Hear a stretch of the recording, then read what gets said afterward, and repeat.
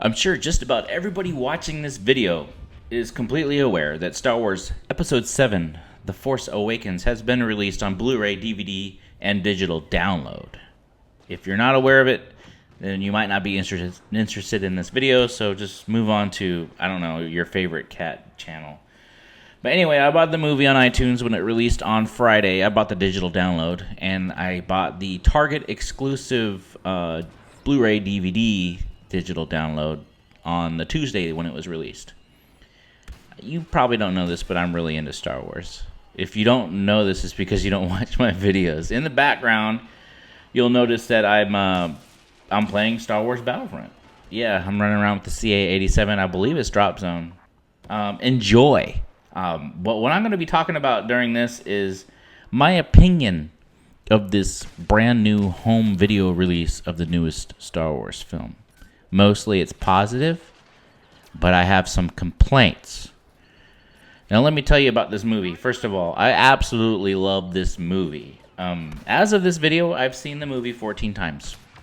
I don't think I'll ever get tired of it. I might, when Star Wars Rogue One comes out, I might not ever watch any other Star Wars movie ever again for the rest of my life because Rogue One looks awesome. But anyway, when it came out in the theaters, I watched it 5 times on opening weekend and in 4 different theaters. Twice on Friday I watched it, and I bought the book and I read it. I read it and I was finished with it the following Monday. So those are my credentials. I like you to keep those in mind because you're gonna keep my credentials in mind when I get to the complaining part of this video. But second of all, the special features in this movie are amazing. And I have these memories as a kid growing up of watching specials on TV of how they made Star Wars, like behind the scenes. And it was everything from like watching them build these high detail scale models of my favorite ships to watching them do the really tedious stop motion animation of the AT-ATs. I thought that was the most amazing thing I've ever seen in my life. And to be honest, one of the reasons why I have a YouTube account, and this sounds like a little cheesy, is because Star Wars kind of helped create some of that creative juices flowing in my brain. Create creative juices. Sure, let's go with that. I'm down with that. You know, I was thinking the special features in this release would be lacking, and I was pleasantly surprised that it was not. They had everything I wanted to see. They had a R2-D2, or I'm sorry, a BB-8 video featurette, a creature featurette. They had all kinds of things in that 69-minute documentary. I don't know if it's actually 69 minutes. For some reason, the number 69 stuck in my head. I don't know why. That documentary was meaty, and it had a lot of things that I really liked.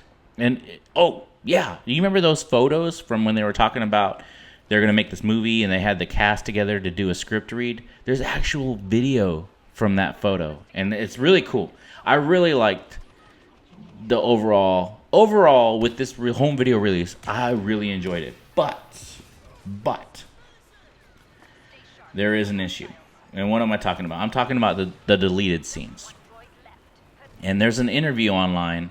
I'm going to post a link of the interview. It's an interview with J.J. Abrams and Simon Pegg, who was the person who played Unkar Plutt, by the way. And they're talking about, the interviewer's like, hey, you were talking about how you had to cut 20 minutes out of the movie, but the special features only has like around a minute of deleted scenes. So what's the deal? Are you holding back? And that's what I thought. I was really looking forward to these deleted scenes because of one specific scene. Now, remember I was talking earlier about my credentials. Remember that. Well, here, I'm going to lay out some evidence for you. There is a scene starring Chewbacca and Unkar Plutt on a little-known planet called Takadana. I'm sorry, I messed it up. Hey, this is new, all right? I haven't had time to commit all these planets and character names to memory like I did for the first 3 movies. I'm going to ignore the prequel. There is a scene between Chewbacca and Unkar Plutt. I'm not going to go into detail because some people haven't read the book. Yes, it's in the book. They haven't read the book. I don't want to spoil it. But let's just say that there's a little plot hole in the original New Hope when they're aboard the Millennium Falcon. A little plot hole that they close the loop on. and I was really looking forward to seeing the scene. I'm highly disappointed that it's not there. Now let's take some time. I'm going to show you some evidence of why I think it should be there, and it's not. I'll start with my iBooks app. I got The Force Awakens on my iBooks. Pretty cool. I have highlighted some sections. This is the part of the movie where they're at Maz Kanata's castle. Rey, what's his name? Finn says, Rey, come with me. She says, don't go. Take care of yourself, please, he says. So this is Finn talking with Rey. He's about to leave. She goes and interrupts him. He's actually talking to the Pegg leg captain and the red helmet guy at the table. But if you go a couple pages later, you will see where she runs into Unkar Plutt. He's like, hello, Rey. Oh, no. She recognized the voice even before she saw the face. And it's Unkar Plutt. And basically what he did is, and you could read along later, it says, the ship you stole, the Millennium Falcon, you can't really track a ship while it's in hyperspace. But when it emerges, and particularly after it sits down somewhere, there are ways. So there you go. Unkar Plutt goes to Maz Kanata's castle. This is not in the movies. It's in the book, and I'm not going to tell you what happens next. Like I said before, it closes a loophole from A New Hope. But read the book if you're interested, because it's a really cool scene. It's in the book, but it's not in the deleted scenes. Now, wouldn't this be like a really cool scene?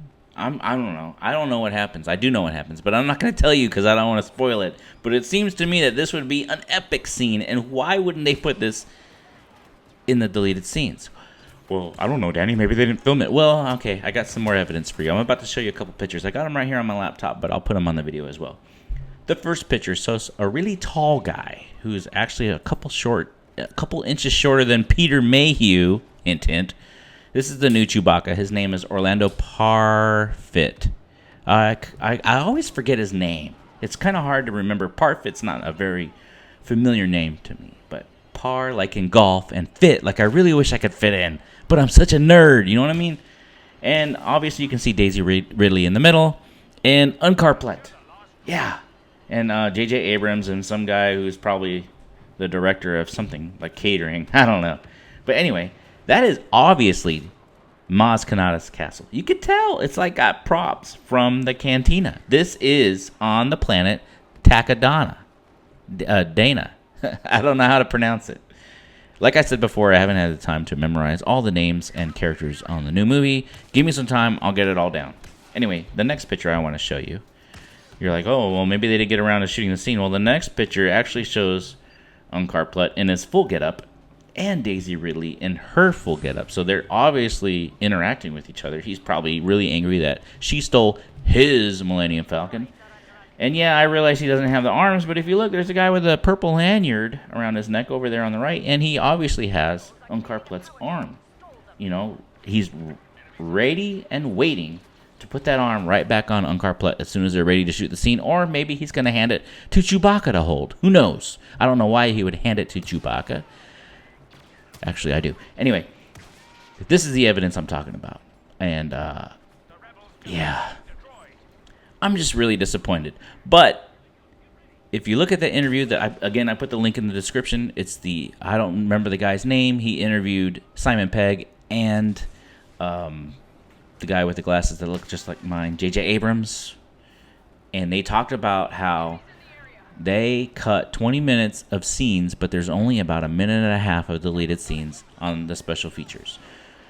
J.J. Abrams says that there's additional deleted scenes that they're going to be releasing later, and Simon Pegg expresses interest and is happy that a scene that he's in will be released later. Or at least it's kind of implied. That's what I'm inferring.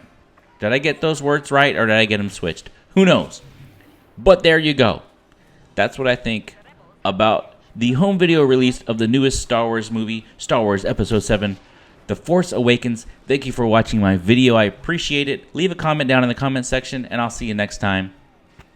Adios.